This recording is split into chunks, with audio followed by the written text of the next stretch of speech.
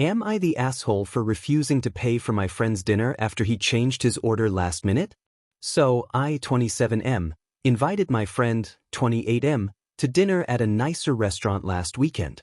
We were both in the mood for something a little more upscale, but I still wanted to keep it relatively affordable.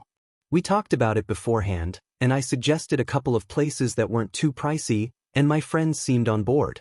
When we got there, we both ordered dishes that were reasonably priced. I was planning to pay for the meal since I had some extra cash, and I thought it would be a nice thing to do. Nothing crazy, just a chill dinner. When the waiter came, my friend ordered a mid-range entree. But then, when the waiter came back for drinks, he suddenly asked for a really expensive cocktail, way more than I was getting. After the waiter left, he also added an appetizer that was even pricier than the drink.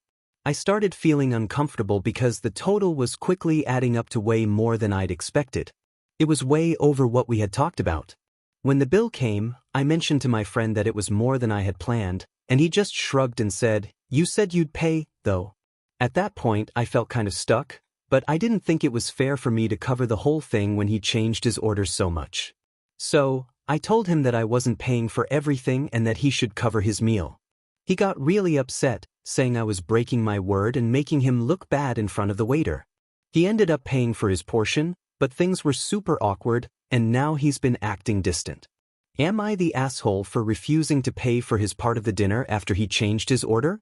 I feel like I was being reasonable, but now I'm wondering if I handled it wrong.